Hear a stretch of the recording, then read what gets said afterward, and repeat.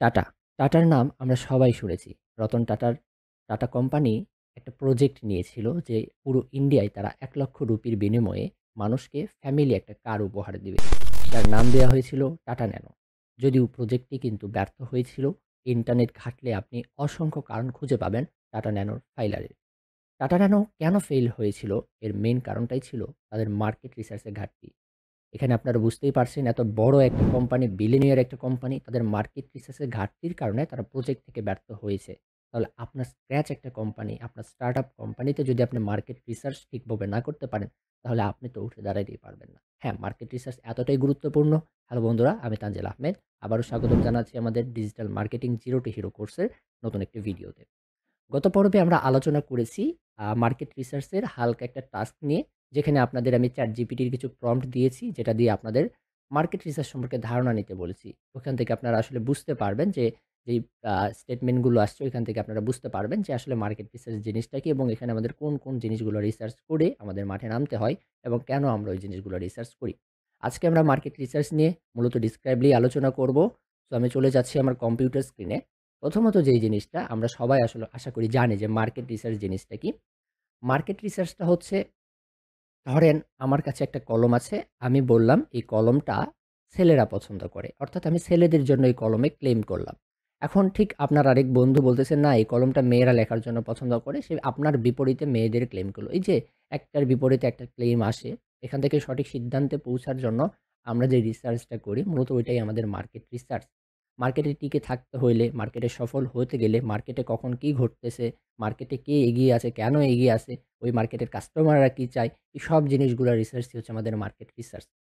এখন মার্কেট রিসার্চের এখানে আমাদের কয়েকটা ধাপ আছে। আমি এখানে মূলত ৪ টা ধাপ নিয়ে আলোচনা করব। যদিও আরো অনেক ধাপ আছে, বাট এই ৪ টা মোস্ট ইম্পোর্টেন্ট। আপনি যদি এই ৪ টা ভালোভাবে রিসার্চ করতে পারেন, দেন আশা করছি আপনি বাকিগুলোও পারবেন এবং বাকিগুলো আপনি অটোমেটিক এগুলোর মধ্যেই পাবেন। তো আমাদের এখানে স্ক্রিনে আপনারা দেখতে পাচ্ছেন প্রথম জিনিসটার নাম হচ্ছে define your audience or persona. এখন define your audience and persona বলতে আপনি এখানে কি বুঝতেছেন? ডিফাইন ইউর অডিয়েন্স এবং পার্সোনা বলতে ১ মিনিট আমি আমার এটা রাখি। আচ্ছা।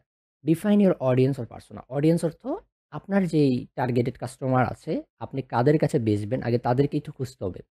যারা আপনি যদি এখন কোনো প্রোডাক্ট বেচতে গিয়ে আপনি বেচতে যান এক জায়গায় আরেক জায়গায় তাহলে হবে না। আগে আপনাকে আইডেন্টিফাই করতে হবে আমার প্রোডাক্টটা কারা পছন্দ করতে পারে। যেহেতু আপনি একটা নতুন প্রোডাক্ট বা একটা নতুন সার্ভিস নিয়ে আসতেছেন। প্রোডাক্ট হোক কিংবা সার্ভিস হোক, সব ক্ষেত্রে একই কথা যে কে পছন্দ করবে, কে আপনার টার্গেটেড অডিয়েন্স। তো মেইন ফার্স্ট থিংকে আমরা এটা নিয়ে আলোচনা কিন্তু করেছি। তো আমি একটু এদিকে যাই। ওকে। তো এখানে মেইনলি যে জিনিসটা আপনাদের যদি দেখাই, এই যে দেখেন ডিফাইন ইউর অডিয়েন্স অর পার্সোনাতে আমরা ৫ টা ধাপ রেখেছি। প্রথমত আপনাকে আইডেন্টিফাই করতে হবে যে হু আর দে? তারা কে? যারা আপনার প্রোডাক্টটা পছন্দ করতে পারে। এইভাবে আমরা এটা এই যে কে আমার প্রোডাক্টটা পছন্দ করে এটা কিন্তু আমরা ChatGPT প্রম্পট থেকেই আমরা ওটা কিন্তু বের করে নিতে পারবো। পাশাপাশি আপনি মার্কেটে ঘাঁটতে হবে, আপনার কম্পিটিটর ঘাঁটতে হবে। সেগুলো আমরা নিচের দিকে আসতেছি। এরপরে নেক্সটলি যেটা সেটা হচ্ছে হোয়াট দে ওয়ান্ট। আপনার কাস্টমার কি চায় এটার দিকেও আপনাকে নজর রাখতে হবে। ভাই আমি তো এখনো কাস্টমার পাইলামই না। সো কাস্টমার কিভাবে আমি বুঝবো যে কাস্টমার কি চায়? হ্যাঁ, এটাকে কাস্টমার পাইতে হবে না। আপনি কিন্তু একটু ঘাটাঘাটি করলেই আপনার প্রোডাক্ট রিলেটেড কাস্টমারকে খুঁজে পাবেন এবং তাদের চাহিদাটা আপনি দেখতে পাবেন কম্পিটিটর যারা আছে আপনার কম্পিটিটরদের রিভিউ সেকশনে, কম্পিটিটরদের রিপোর্টে, ঠিক আছে? সব জায়গায় কিন্তু আপনি দেখতে পাবেন, বুঝতে পারবেন যে কাস্টমাররা কি চাচ্ছে, ঠিক আছে? এরপরে মেইনলি যে হাউ দে থিংক, কাস্টমারদের চিন্তা সম্পর্কেও সেমভাবে আমাদের জানতে হবে। এরপরে হোয়াট দে স্ট্রাগল উইথ। ধরেন আপনার প্রোডাক্টটাও তো একটা না, আরও অনেক প্রোডাক্ট আছে আপনার কম্পিটিটরদের। তো ওই কম্পিটিটরদেরও প্রোডাক্ট আছে, আপনারও আছে। ওইটার সাথে আপনারটা কেন নেবে নতুন প্রোডাক্ট? তো ওইখান থেকে আপনাকে এটা আইডেন্টিফাই করতে হবে যে আসলে ওই কম্পিটিটরদের প্রোডাক্ট থেকে তারা কি স্ট্রাগল করতেছে, কোন জায়গায় স্ট্রাগল করতেছে এবং সেইটা কিভাবে আমি আমার এই প্রোডাক্ট থেকে বের করতে পারি। আমার প্রোডাক্টে যেন এই স্ট্রাগলটা তারা না করে, তারা যেন এখান থেকে এনজয় করে। সো জিনিসটা যখন তারা এনজয় করবে তখন কিন্তু তারা আপনার দিকে চলে আসবে। সো লাস্টলি যেটা সেটা হচ্ছে হোয়াট অ্যাট্রাক্ট দেম, তাদেরকে কি অ্যাট্রাক্ট করে, ঠিক আছে? তারা এমন কিছু চাচ্ছে সেটাই তো তাদের অ্যাট্রাক্ট করবে। সো এই যে ৪ নাম্বার এবং ৫ নাম্বার ২ টা কিন্তু একে অপরের পরিপূরক। আপনি যদি ৪ নাম্বারটা ঠিক রাখেন তাহলে ৫ নাম্বারে তাদেরকে আপনি বুঝতেই পারছেন তাদেরকে কি অ্যাট্রাক্ট করবে এবং তাদের কিন্তু আপনার কাছে চলে আসবে। ওকে? এরপরে আমাদের নেক্সটলি সেটা হচ্ছে ডিফাইন ইউর প্রোডাক্ট। এখন আমি তো কাস্টমার পেয়ে গেলাম, কাস্টমার কি চাই সেটাও বুঝে গেছি, ঠিক আছে? এরপরে মেইনলি আমার প্রোডাক্টটা সম্পর্কে ডিফাইন করতে হবে। কারণ অযথা ওকে পাইছি ঠিক আছে, বাট আমার প্রোডাক্ট তো ওকে আগে বুঝাইতে হবে। তারপরে সে তো আমার কাছে আসবে, তাই না? তাকে যদি আমি প্রোডাক্টটাই না বুঝাইতে পারি, জাস্ট এভাবে ছবি দিয়ে থেকেছি, আপনি কিনলে কিনেন, না কিনলে না কিনেন। সে তো কিনবে না। তাকে আমার প্রোডাক্টটা বুঝাইতে হবে যে আমার প্রোডাক্টে এইটা আছে, ওইটা আছে, সেইটা আছে।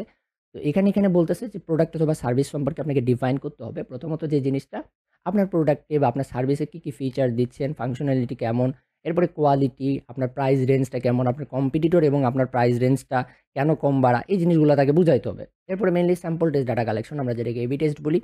আপনি একটা স্যাম্পল টেস্ট ডাটা কালেক্ট করতে হবে। এটা আমরা চাইলে আমি একটা স্যাম্পল টেস্টের একটা দেই। KFC কিন্তু তাদের যেসব প্রোডাক্ট বা যেসব হচ্ছে এগুলো আপনাদের লঞ্চ করার আগে তারা একটা ছোট্ট পরিসরে লঞ্চ করে দেয় কোনো একটা নির্দিষ্ট এরিয়াতে। ওই নির্দিষ্ট এরিয়া থেকে তারা ফিডব্যাক নিয়ে ওইটাকে উন্নত করে দেন তারা কিন্তু মার্কেটে লঞ্চ করে। সো এই ধরনের স্যাম্পল ডাটা কালেকশনের কথা এখানে বলা হয়েছে, যেটা আমরা অ্যাডের ক্ষেত্রে কিন্তু এবি টেস্টের দিয়ে করি। ঠিক আছে? LinkedIn এবি টেস্ট করতে পারেন, Facebook এবি টেস্ট করতে পারেন। ঠিক আছে? সব জায়গায় কিন্তু আমরা এবি টেস্ট করে থাকি। Google Ads এও এবি টেস্ট হয়। তো মেইনলি এখানে ওইটার কথাই বলা হয়েছে। এছাড়াও আমি আরো একটা এক্সাম্পল দিলে আপনারা বুঝতে পারবেন। গত কয়েকদিন আগে আমার ইনস্টিটিউটে এভাবে আপনার আসছিল কি একটা কোম্পানি ডেটোস মনে হয়। সো ডেটোস আসছিল। তো ডেটাসে কি হইছে, তারা বিনামূল্যে চিপস খাওয়াচ্ছে। সো এখান থেকে তারা ফিডব্যাকও নিচ্ছে। তো এখান থেকে তারা কিন্তু একটা স্যাম্পল ডাটা কালেকশন করলো যে তাদের প্রোডাক্টটা কিভাবে কেমনভাবে নিচ্ছে এবং তাদের প্রোডাক্টে কোন জায়গায় উন্নতির প্রয়োজন। সো এখান থেকে তারা কিন্তু ওই জিনিসটাকে আবার সার্ভাইভ করবে, সার্ভে করবে। সার্ভে করার পর তারা রিপোর্টটা নিয়ে ডেটোসের ওইটা কিন্তু লঞ্চ করবে। সো মেইনলি এটা। এবং থার্ডলি আমাদের যেই জিনিসটা সেটা হচ্ছে SWOT analysis it's very much important for market research. SWOT analyse আমরা আগেও যারা আমার ভিডিওগুলো দেখেন তারা দেখছেন আমি বারবার SWOT নিয়ে আলোচনা করছি। SWOTটা হচ্ছে strength, weakness, opportunity and threats.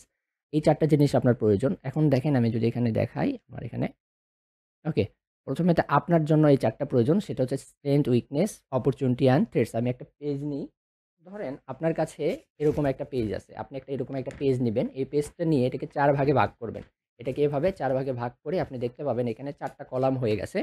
তো ৪ টা কলাম হইলে এক পেজে এখানে লিখবেন স্ট্রেংথ, এখানে লিখবেন উইকনেস, এখানে থ্রেট, অপরচুনিটি নিয়ে এখানে আপনি ৫ টা করে আপনার স্ট্রেংথ, আপনার অপরচুনিটি, আপনার থ্রেট এবং আপনার উইকনেস গুলা লিখবেন। এখন যদি বলেন ভাইয়া আমার কি স্ট্রেংথ, আমার কি উইকনেস আমি তো এটা জানি না। তাহলে ভাইয়া আসলে বিজনেসটা মেবি আপনার জন্য না। কারণ প্রত্যেকেরই স্ট্রেংথ এবং উইকনেস আছে। এটা আপনি ছাড়া কেউ বলতে পারবে না।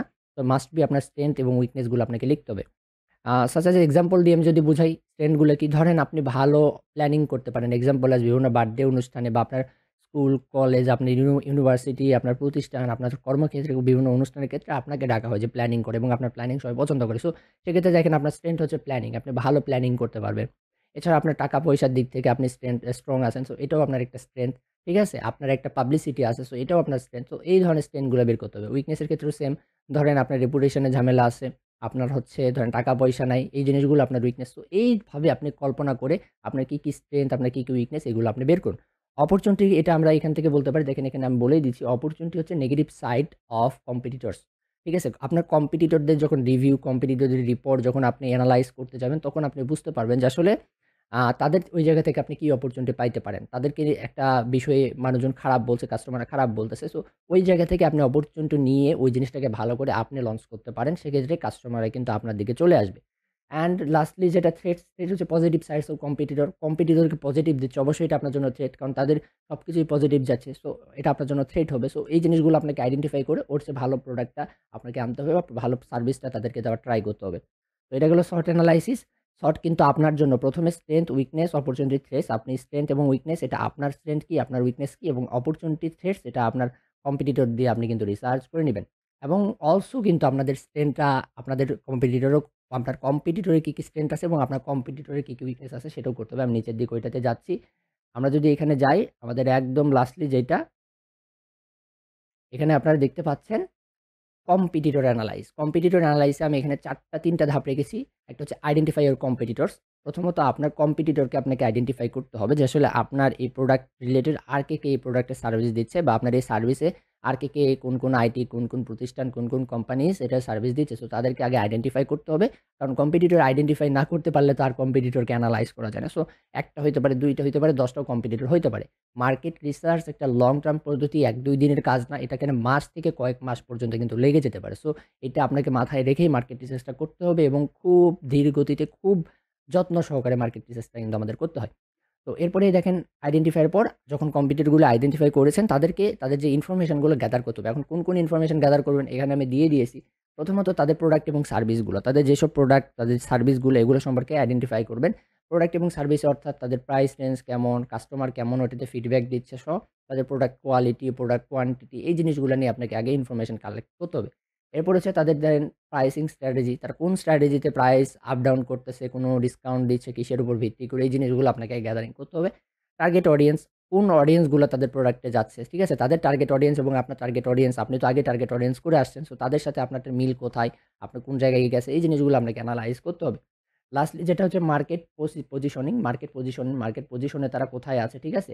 এই জিনিসটাও কিন্তু আপনাদের মেইনলি ভাবতে হবে যে আসলে মার্কেটের পজিশনে তারা কোথায় আছে এবং আমাকে ওই জায়গায় যেতে গেলে এখন কি, কি করতে হবে? লাস্টলি যেটা হচ্ছে এনালাইজ স্ট্রেংথ এন্ড উইকনেস, যেটা বললাম আমাদের শর্টে। সো তাদের স্ট্রেংথ এবং তাদের উইকনেস গুলো এভাবে আপনাকে দেখতে হবে। তাদের কোন জায়গায় স্ট্রেংথ আছে, শক্তিমত্তার জায়গা কোন জায়গায়, তাদের দুর্বলতার জায়গা কোন জায়গায়। তো এই জিনিসগুলো আপনাকে কিন্তু রিসার্চ করতে হবে। আপনি এই জিনিসগুলো রিসার্চ করে আপনি একটা ফাইনাল রিপোর্ট তৈরি করুন, একটা সার্ভে করুন। সার্ভে করার পরে আপনি যে রেজাল্টটা পাচ্ছেন সেই অনুযায়ী আপনি আপনার প্রোডাক্টটা লঞ্চ করুন। প্রোডাক্ট লঞ্চের আগে মার্কেট রিসার্চ খুবই গুরুত্বপূর্ণ। তো এই ছিল আমাদের মার্কেট রিসার্চ পর্বে। আমরা নেক্সট ক্লাসে ইনশাল্লাহ আমরা চলে যাব ওয়েবসাইট বিল্ড আপে এবং আমরা কাজ শুরু করে দিব আমাদের, এবং আমরা ধীরে ধীরে গুগল ট্রেন্ডস বলেন, ফেসবুক ইনসাইট, মেটা ইনসাইট, এগুলোর সাহায্যে মার্কেট রিসার্চটা ভালোভাবে করার ট্রাই করব। যারা যারা এখনও জয়েন হন নাই আমাদের মার্কেট রিসার্চ সিরিজে, তারা জয়েন হয়ে যেতে পারেন আমাদের ওয়েবসাইট থেকে www.shazitstudentstory.net, and see you on the next. Until then, goodbye, আল্লাহ হাফেজ।